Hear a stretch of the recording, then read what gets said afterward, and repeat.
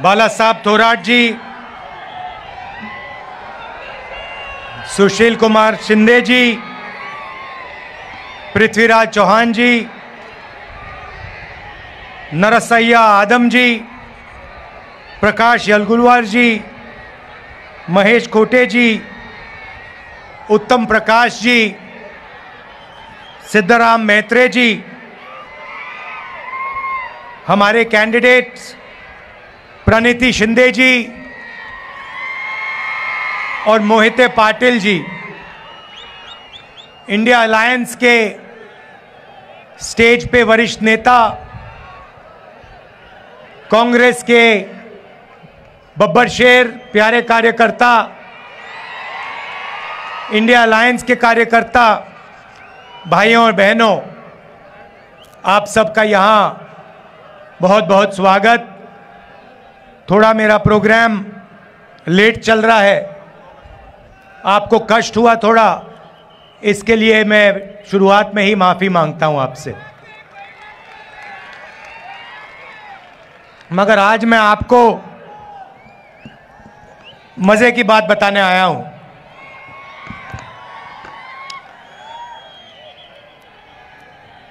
सबसे पहले, ये साधारण चुनाव नहीं है, क्योंकि इस चुनाव में पहली बार, आजादी के बाद पहली बार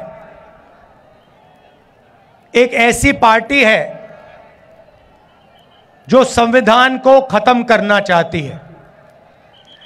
उनका लक्ष्य सिर्फ चुनाव जीतने का नहीं है, उनका लक्ष्य हिंदुस्तान के कॉन्स्टिट्यूशन को, हमारे संविधान को खत्म करने का है।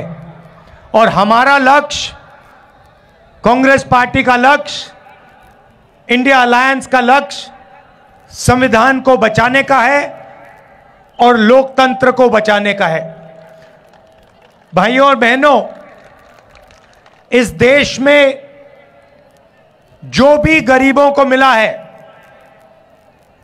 जो भी प्रगति हुई है, पिछड़ों को, दलितों को, आदिवासियों को, जो भी गरीब लोगों को मिला है, वो संविधान के कारण मिला है। उसका वही कारण है। अगर ये लोग संविधान को खत्म कर देंगे तो हिंदुस्तान में गरीबों के लिए, किसानों के लिए, मजदूरों के लिए कुछ नहीं बचेगा। तो सबसे पहले आपसे यह कहना चाहता हूं कि पहली बार ऐसा चुनाव हो रहा है कि बीजेपी ने साफ सबके सामने कहा है, उनके एमपीओ ने साफ कहा है कि अगर हम चुनाव जीते तो हम हिंदुस्तान के संविधान को बदल देंगे। और मैं आपसे कह रहा हूं, उनसे कह रहा हूं, ऐसी कोई शक्ति नहीं है दुनिया में जो हिंदुस्तान के संविधान को बदल सके। अब देखिए, पिछले 10 साल नरेंद्र मोदी ने 22 लोगों को, सिर्फ 22-25 लोगों को लाखों करोड़ रुपए दिए हैं। 16 लाख करोड़ रुपए नरेंद्र मोदी जी ने हिंदुस्तान के सबसे अमीर 25 लोगों को दिए हैं कर्जा माफ करके। 16 लाख करोड़ रुपए कितने होते, मैं आपको बता देता हूं। जितना पैसा मनरेगा को 24 साल चलाने के लिए लगता है, या जैसे हमने कर्जा माफ किया था किसानों का यूपीए ने, तो अगर आप वैसे अगर 24 बार कर्जा माफ करो किसानों का, उतना पैसा नरेंद्र मोदी ने 22-25 लोगों को दिया है। आप सोच ही नहीं सकते, 24 साल का मनरेगा का पैसा 22 लोगों को। भाइयों और बहनों, हालत यह हो गई है कि जितना पैसा 22 लोगों के पास है, उतना ही पैसा 70 करोड़ हिंदुस्तानियों के पास है। एक तरफ नरेंद्र मोदी के 22 मित्र और दूसरे तरफ 70 करोड़ हिंदुस्तानी, दोनों के पास एक ही जितना धन है। दूसरा आंकड़ा देता हूं, हिंदुस्तान के 1% लोगों के पास, 1% लोगों के पास हिंदुस्तान का 40% धन है। यह हालत है, इसीलिए इतनी बेरोजगारी फैल रही है। उन्होंने नोटबंदी की, आपसे कहा काला धन मिटा दूंगा, और पूरा का पूरा फायदा उन्हीं 22-25 लोगों का हुआ। उसके बाद जीएसटी, गलत जीएसटी लागू की, 5 अलग अलग टैक्स, किसानों पर टैक्स लगा दिया। पता नहीं आपको मालूम या नहीं, जितनी जीएसटी आप देते हो उतनी ही जीएसटी अदानी देता है। आप जानते हो इस बात को? नहीं जानते? आप सिर हिला रहे हो। वो आपने जो शर्ट खरीदी, वो कितने की खरीदी आपने? 200। अगर अदानी वही शर्ट खरीदता तो जितनी जीएसटी आपने अपने जेब से दी उतनी ही जीएसटी वो देता। आपकी आमदनी हजारों में है, उसकी आमदनी हजारों करोड़ों में है, और जितनी जीएसटी आप देते हो उतनी जीएसटी वो देता है। अब सवाल उठता है, जीएसटी का जो आपका धन है, जो आपके जेब में से निकल रहा है, उसका होगा क्या? कहां जाएगा वो धन? नरेंद्र मोदी जी ने साफ कर दिया कि उनके 10 सालों में वो पूरा का पूरा पैसा 20-25 लोगों के हाथ में उन्होंने दे दिया। उन्होंने अरबपति बनाए हैं, 30-40 उन्होंने अरबपति बनाए हैं। अब मैं आपको बताता हूं कांग्रेस क्या करने जा रही है। उन्होंने 20-25 अरबपति बनाए, हम करोड़ों लाखपति बनाने जा रहे हैं। अब आप कहोगे कैसे? मैं आपको यह बताने आया हूं कि कांग्रेस पार्टी, इंडिया गठबंधन चुनाव के बाद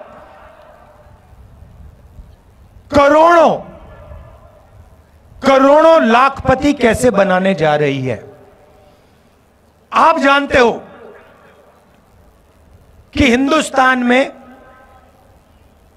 महिला भविष्य की देखभाल करती है। यहां पुरुष बैठे हैं, महिलाएं भी बैठी हैं, देखिए ताली बजा रही हैं। अब देखिए 21वीं सदी में स्त्री और पुरुष दोनों जॉब करते हैं? सही बात है ना? ठीक है। 8 घंटे की, 10 घंटे की जॉब होती है। जॉब के लिए दोनों को पैसे मिलते हैं, मिलते नहीं मिलते? ठीक है। मगर हिंदुस्तान की महिला 8 घंटे घर से बाहर काम करती है और फिर 8 घंटे घर में काम करती है। सही? मतलब डबल काम करती हैं आप लोग।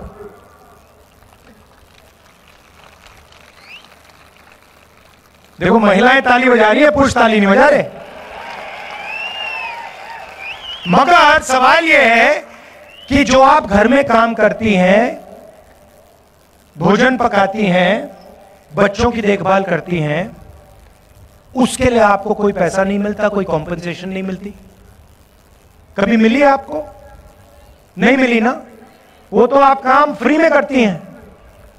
तो इसीलिए कांग्रेस पार्टी महालक्ष्मी योजना ला रही है। अब महालक्ष्मी योजना क्या है मैं आपको बता देता हूं। हिंदुस्तान के सारे गरीब परिवारों की लिस्ट बनेगी, हर जात के, दलित, ओबीसी, गरीब, जनरल कास्ट लिस्ट बनेगी और उस लिस्ट में से हर परिवार से एक महिला चुनी जाएगी। उसमें बीड़ी वर्कर्स होंगी, उसमें किसान के परिवार होंगे, उसमें मजदूरों के परिवार होंगे, छोटे कारीगर होंगे और उन महिलाओं को, करोड़ों महिलाओं को कांग्रेस पार्टी साल के 1 लाख रुपए बैंक अकाउंट में डाल देगी।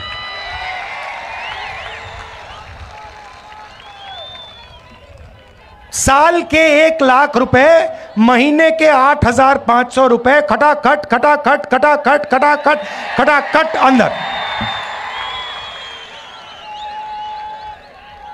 अब यहां पे पुरुष बैठे हैं, सबसे पहले देखिए पैसा महिलाओं को जाएगा, मगर मैं जानता हूं फायदा आप लोगों को भी होगा, ठीक है।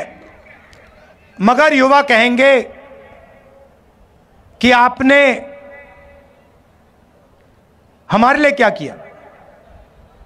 नरेंद्र मोदी ने हमें बेरोजगार कर दिया,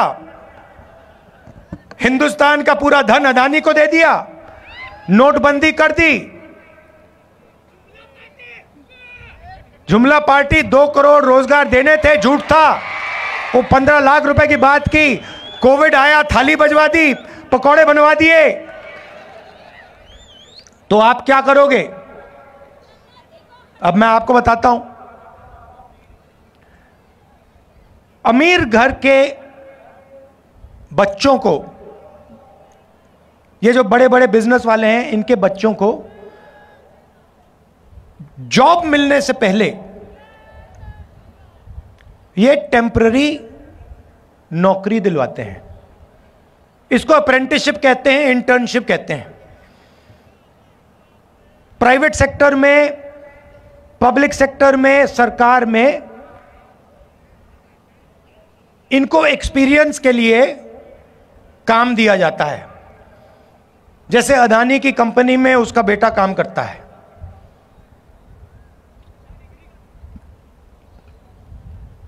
मगर यह सुविधा हिंदुस्तान के बेरोजगार युवाओं को नहीं मिलती। सड़क पे आप घूमते हो, रोजगार ढूंढते हो, पिछले 10 साल में नहीं मिला। तो अब हम एक नई योजना ला रहे हैं,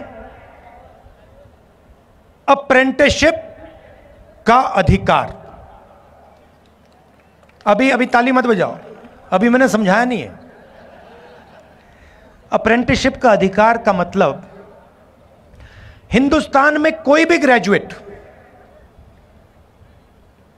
diploma holder, university graduate, college graduate, इनमें से कोई भी सरकार से यह अधिकार मांग पाएगा। और जिस दिन उसने यह अधिकार मांगा, उस दिन सरकार को उसे पहली साल की नौकरी पक्की करके, गारंटी करके देनी पड़ेगी। जैसे मनरेगा में जॉब मांगा जा सकता है, काम मांगा जा सकता है, मगर मना नहीं किया जा सकता, वैसे ही हिंदुस्तान के ग्रेजुएट्स को पहली साल की नौकरी पक्की। अब पहली साल की नौकरी में क्या होगा और कहां होगी नौकरी? पब्लिक सेक्टर यूनिट्स में, HAL, BHEL, Indian oil, Hindustan petroleum, private कंपनियों में, सरकारी ऑफिसेज में, सरकारी अस्पतालों में ये नौकरियां दी जाएंगी। करोड़ों युवाओं की ट्रेनिंग होगी 1 साल की, और उस साल के लिए 1 लाख रुपए युवा के बैंक अकाउंट में जाएगा। 8,500 रुपए महीने के, 1 लाख रुपए साल के, हर ग्रेजुएट के बैंक अकाउंट में कांग्रेस पार्टी डालने जा रही है। तो इस प्रकार से हम करोड़ों लाखपति बनाने जा रहे हैं। अब यहां किसान बैठे हैं, इन दोनों योजना का आपका फायदा होगा, मगर हम वहां नहीं रुके। आपने नरेंद्र मोदी से दो चीजें मांगी, कर्जा माफी और कानूनी मिनिमम सपोर्ट प्राइस। हर किसान जानता है कि जब उसे अपनी फसल बेचनी पड़ती है तो जादू से फसल का दाम गिर जाता है, जादू से फसल दाम गिर जाता है और किसान को कभी भी सही दाम नहीं मिलता। बाकी लोग अपना प्रोडक्ट बेचें, उनको सही दाम मिलता है। कोई टूथपेस्ट बेचता है, कोई जूस बेचता है, कोई कुछ और बेचता है, चिप्स का पैकेट बेचता है, उसको सही दाम मिलता है। मगर जो इस देश की रीढ़ की हड्डी है, जो 24 घंटा खून पसीना देता है, उसे सही दाम नहीं मिलता। तो हमने दो काम किसानों के किए हैं, करने जा रहे हैं। पहला काम, हिंदुस्तान के किसानों का हम कर्जा माफ करेंगे। ये अभी आप ताली जल्दी बजा गए, ये कर्जा माफी ये शुरुआत है, मगर हम सिर्फ कर्जा माफी नहीं करेंगे। हम किसानों के लिए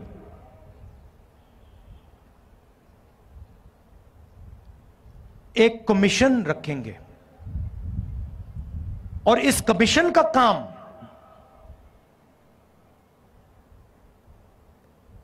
जब भी किसानों को कर्जा माफी की जरूरत होगी,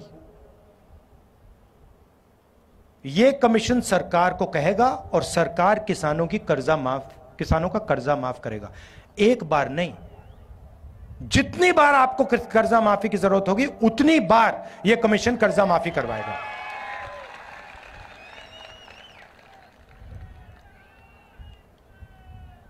और पहली बार हिंदुस्तान की हिस्ट्री में कांग्रेस पार्टी ने निर्णय लिया है कि कानूनी मिनिमम सपोर्ट प्राइस हिंदुस्तान के किसानों को दी जाएगी। भाइयों और बहनों, न्याय होना चाहिए। नरेंद्र मोदी जी ने हिंदुस्तान को अन्याय का कैपिटल बना दिया है। हर गरीब जानता है कि जितना अन्याय आज हिंदुस्तान में हो रहा है उतना शायद पहले कभी नहीं हुआ, अंग्रेजों के समय भी नहीं हुआ। मैं सिर्फ एक बात कह रहा हूं, अगर अदानी जैसे व्यक्ति का कर्जा माफ हो सकता है और अगर नरेंद्र मोदी अदानी जैसे लोगों का कर्जा माफ करेगा, तो कांग्रेस पार्टी किसानों का, मजदूरों का, दलितों का, गरीबों का कर्जा माफ करेगी। अगर नरेंद्र मोदी चाहते हैं कि किसानों का कर्जा माफ ना हो, तो फिर अरबपतियों का भी कर्जा माफ नहीं होना चाहिए। जो उनके लिए होता है वो किसान के लिए होना चाहिए, जो उनके बेटे के लिए होता है वो गरीबों के बेटों के लिए होना चाहिए। मैं सिर्फ ये कह रहा हूं। और नरेंद्र मोदी जी का काम आपके ध्यान को इधर उधर करने का है। घबराए हुए हैं, डर गए हैं, क्योंकि जानते हैं कि इलेक्शन हाथ से जा रहा है और इलेक्टोरल बॉन्ड्स में इतनी चोरी हुई है कि इलेक्शन के बाद उनकी मुश्किल हो जाएगी, तो घबराहट में है, तो एक के बाद एक, एक के बाद एक, एक के बाद एक झूठ बोल रहे हैं।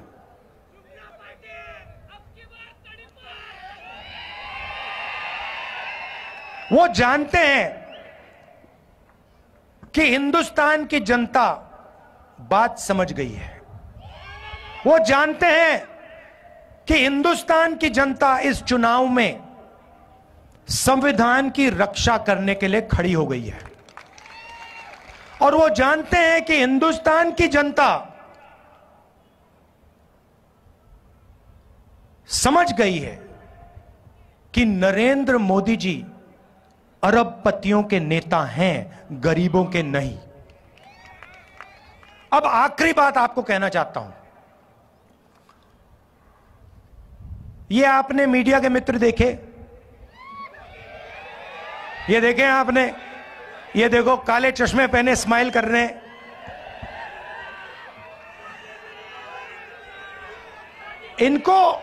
इनको आपने कभी भी किसानों की बात करते हुए सुना है, देखा है?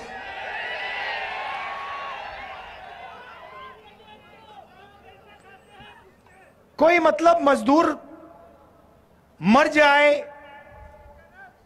भूखा मर जाए, कभी आपने टीवी पे देखा? कभी आपने इनके एंकरों को बेरोजगारी के बारे में बोलते हुए देखा? महंगाई के बारे में, किसानों के बारे में? ना, क्योंकि ये अच्छा, इनकी गलती नहीं है जो बेचारे यहां खड़े हैं, इनकी गलती नहीं है, क्योंकि इनका कंट्रोलर ऊपर है। ये बेचारे सैलरी लेते हैं, इनको भी मतलब घर चलाना है, तो इनकी गलती नहीं है। हाँ,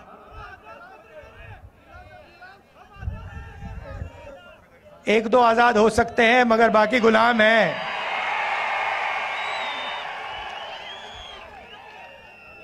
आजकल के हिंदुस्तान में पता नहीं लगता कौन सा मीडिया वाला आजाद है, कौन सा गुलाम है।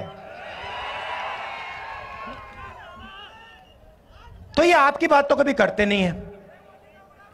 तो मैंने एक बात चेक की, मैंने कहा देखो, देखते हैं।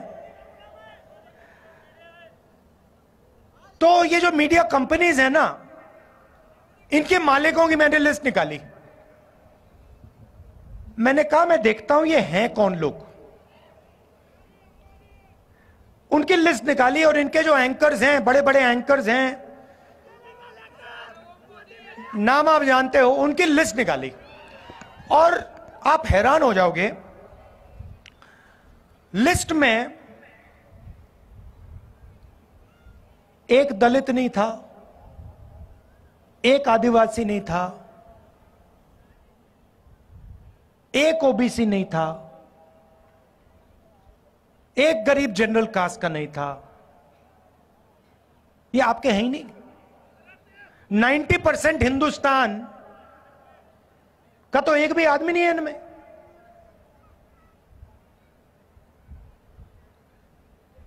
पिछड़े वर्ग के कितने लोग हैं हिंदुस्तान में? चुप हो गए सब। अच्छा, हिंदुस्तान में दलित कितने? 15%। आदिवासी कितने? 8%। पिछड़े वर्ग के लोग कितने? कोई नहीं जानता, मगर कम से कम 50%। कम से कम 50, 15 और 8 कितने हुए?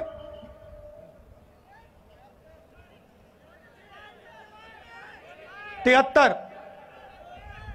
उसमें 15% माइनॉरिटी जोड़ दीजिए और 5% गरीब जनरल कास्ट जोड़ दीजिए, कितने हुए? 90+ हो गए। 90% आबादी में से एक आदमी नहीं मिलेगा आपको मीडिया में। एक नहीं है, ये आपके हैं ही नहीं।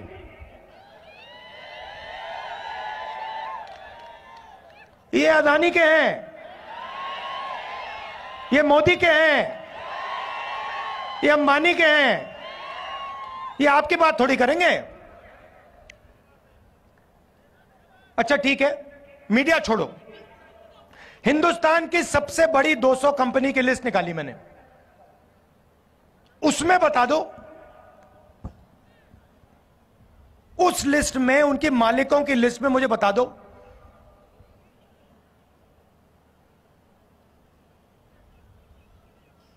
मराठा कितने, धनगर कितने, खटीक कितने, यादव कितने, बता दो। Zero, zero. 50% में से कोई नहीं, 15% में से कोई नहीं, 8% में से कोई नहीं, 90% में से कोई नहीं, सारे के सारे सीनियर मैनेजमेंट में कोई नहीं। अच्छा पता नहीं, शायद हिंदुस्तान के 90% लोग क्या, नहीं हमें मीडिया नहीं चाहिए, हमें हिंदुस्तान का कॉर्पोरेट इंडिया में भी भागीदारी नहीं चाहिए, तो ठीक है, फिर सरकार को देखते हैं। हिंदुस्तान की सरकार को 90 लोग चलाते हैं, आईएएस अफसर हैं, बजट को वो बांटते हैं, हर रुपया बजट का कहां जाता है वो निर्णय लेते हैं, 90 लोग लेते हैं। महाराष्ट्र में कितना पैसा जाएगा, सड़कों में कितना जाएगा, सेना को कितना मिलेगा, अग्निवीर होगा या नहीं होगा, ये सारे के सारे निर्णय ये 90 लोग लेते हैं। मुझे बताओ 90 में से पिछड़े वर्ग के कितने? 3। दलित कितने? 1। आदिवासी कितने? 1। और अगर आप बात समझना चाहते हो तो अगर हिंदुस्तान की सरकार बजट में 100 रुपए खर्च करती है तो ओबीसी, दलित, आदिवासी अफसर 6 रुपए 10 पैसे का निर्णय लेते हैं। आपकी आबादी 90%, आपकी भागीदारी 100 में से 6 रुपए 10 पैसा। और फिर नरेंद्र मोदी 24 घंटे घूमता रहता है, कहता है कि मैं ओबीसी हूं। और मैंने जाति जनगणना की जैसे बात छेड़ी, ये इसको बैठाया गया है। जैसे ही मैंने कहा कि देश में जाति जनगणना होना चाहिए, देश का एक्सरे होना चाहिए, दूध का दूध, पानी का पानी होना चाहिए, नरेंद्र मोदी कहते हैं हिंदुस्तान में तो कोई जात है ही नहीं, 2 ही जात हैं, एक अमीर है और एक गरीब है। अच्छा अगर 2 ही जात हैं तो भैया आप कहां के ओबीसी बन गए? तो जैसे ही हमारी सरकार बनेगी, जाति जनगणना हम पूरे देश में करवा देंगे। और इकोनॉमिक सर्वे और संस्थाओं का सर्वे, मतलब किसके पास कितना धन है, पिछड़ों के पास कितना धन है, पिछड़ों की क्या भागीदारी है, हर वर्ग की आबादी कितनी है, भागीदारी कितनी है, मीडिया में कितने हैं, कॉर्पोरेट इंडिया में कितने हैं, प्राइवेट अस्पताल के मालिकों में कितने हैं, यह काम हम करेंगे। अब जैसे ही मैंने ये देश के एक्सरे की बात की, वो नरेंद्र मोदी कांपने लग गया। जैसे ही मेरे, उसकी आदत है, जैसे उसको डर लगता है ना, वो झूठ बोलना शुरू कर देता है। जैसे ही उसको डर लगता है वो कभी पाकिस्तान की बात करेगा, कभी चाइना की बात करेगा। तो एक के बाद एक झूठ बोल रहा है, मगर इस बार नहीं निकल पाएगा।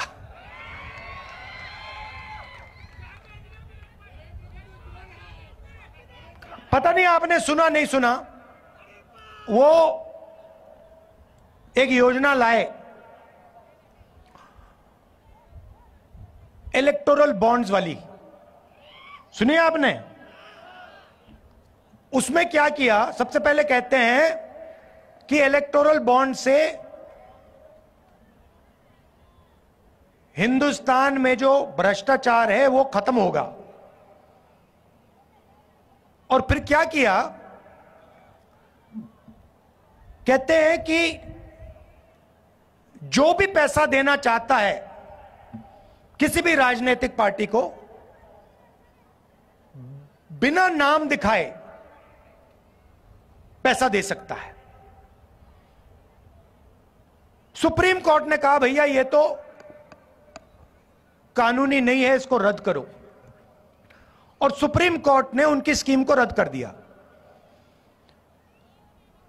उसके बाद नरेंद्र मोदी और सरकार जिन लोगों ने उनको पैसा दिया उनके नाम नहीं रिलीज करना चाह रही।